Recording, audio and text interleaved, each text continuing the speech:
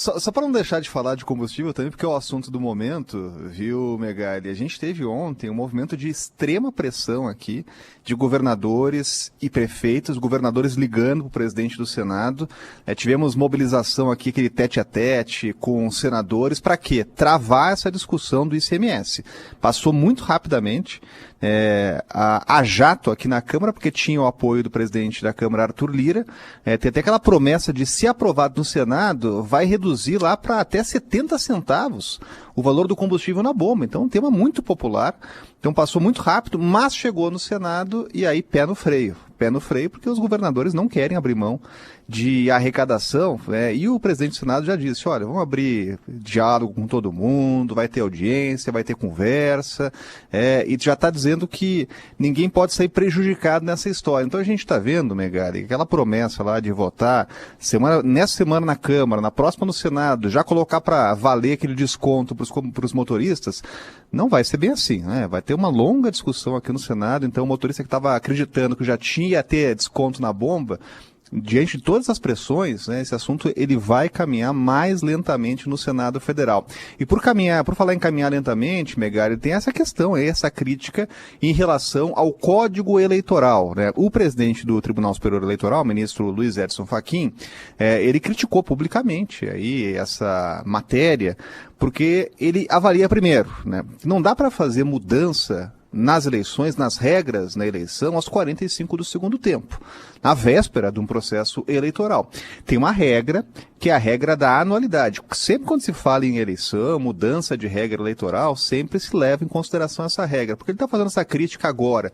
Porque tem parlamentar defendendo que essas mudanças, se aprovadas no Senado Federal, já possam valer para as próximas eleições, né? A principal crítica é em relação ao acompanhamento que o TSE tem da prestação de contas dos partidos. Os partidos têm uma série de responsabilidades, até porque tratam de dinheiro público, de bilhões aí, de fundo eleitoral, fundo partidário, e precisam prestar contas disso, né? A principal proposta aí dessa matéria é liberar os partidos para contratarem aquelas empresas de auditoria que possam fazer os levantamentos, né, e facilitar a vida dos partidos. O presidente do TSE está dizendo que isso é esvaziar a Justiça Eleitoral, porque esse trabalho já é feito pela Justiça Eleitoral, tem técnicos que fazem acompanhamento, então, na avaliação de Fachin, terceirizaria esse processo e seria ruim, esvaziaria a Justiça Eleitoral. O presidente do Senado já respondeu, disse que está aberto lá para conversar, mas é um assunto que agora também deve ficar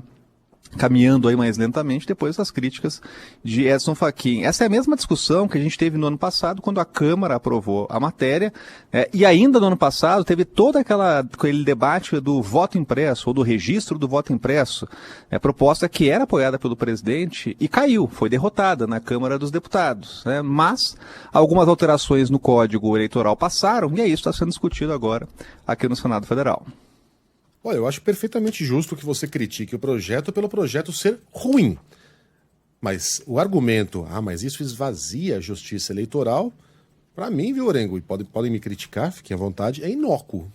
Se a justiça eleitoral for esvaziada, inclusive deixar de existir, não fará diferença nenhuma. O Brasil é um dos pouquíssimos países que possuem justiças específicas. A justiça eleitoral, a justiça do trabalho. Os outros países possuem justiça.